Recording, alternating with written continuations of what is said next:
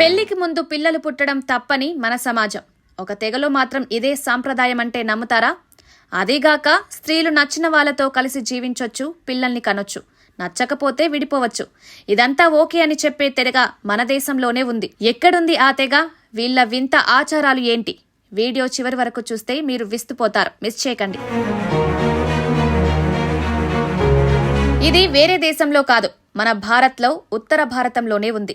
ఆ తెగ పేరు గరాసియా. మనం అనుకుంటాం సహజీవనం మన సంస్కృతికి విరుద్ధం, కానీ గరాసియా తెగలో ఇది శతాబ్దాల నుంచి కొనసాగుతోన్న ఆనవాయితీ. రాజస్థాన్, గుజరాత్లోని కొన్ని జిల్లాల్లో వీళ్లుంటారు. ఇక్కడ అమ్మాయిలు తమకు నచ్చిన అబ్బాయితో పెళ్లి లేకుండానే కలిసి జీవించొచ్చు, పిల్లల్ని కనొచ్చు, ఆర్థికంగా స్థిరపడ్డాక పెళ్లి చేసుకోవచ్చు, లేదంటే విడిపోవచ్చు కూడా. ఇది అక్కడ ఎవరూ ప్రశ్నించని సాధారణ విషయం. ఇంత స్వేచ్ఛ ఎలా సాధ్యం అనిపిస్తోందా? ఇక్కడే ఇంట్రెస్టింగ్ ట్విస్ట్. గరాసియా తెగలో యుక్త వయసులో ఉన్న అమ్మాయిలు తమకు నచ్చిన అబ్బాయిని ఎంచుకోవడానికి ఏటా జాతర జరుగుతుంది. 2 రోజుల ఈ ఈవెంట్లో అమ్మాయి ఓ అబ్బాయిని సెలెక్ట్ చేస్తే వెంటనే సహజీవనం స్టార్ట్. ఇందుకోసం అబ్బాయి కుటుంబం అమ్మాయి ఇంటికి కొంత డబ్బిస్తుంది. అంటే వరకట్నం కాదు, కన్యాశుల్కం లాంటిది.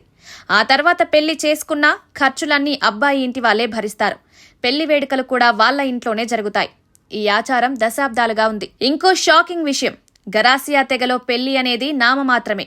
ఇద్దరూ ఇష్టపడితే ఏళ్లపాటు సహజీవనం చేస్తారు, పిల్లల్ని కంటారు. ఆ తర్వాత ఆర్థికంగా స్థిరపడ్డాక వ్యవసాయం, కూలీ పనులతో సంపాదించి పెళ్లి చేసుకుంటారు. దీన్ని దాపా అంటారు. కొన్ని కేసుల్లో వృద్ధ తల్లిదండ్రులకు వాళ్ల పిల్లలే పెళ్లి చేస్తారు. అంతేకాదు, సహజీవనంలో భాగస్వామి వేధిస్తే మహిళ విడిపోవచ్చు. ఈ స్వేచ్ఛ అమ్మాయిలకు ఇవ్వడం వీళ్ల సాంప్రదాయంలో గొప్ప విషయం. ఇవన్నీ ఈనాటి ఆచారాలు కాదు, శతాబ్దాల నుంచి గరాసియా తెగలో ఇదే కొనసాగుతోంది. వీళ్లు చెప్పే ఒక ఆసక్తికర విషయం ఏంటంటే, ఈ సాంప్రదాయాల వల్ల వరకట్న వేధింపులు, అత్యాచారాలు, మరణాలు తగ్గుతాయట.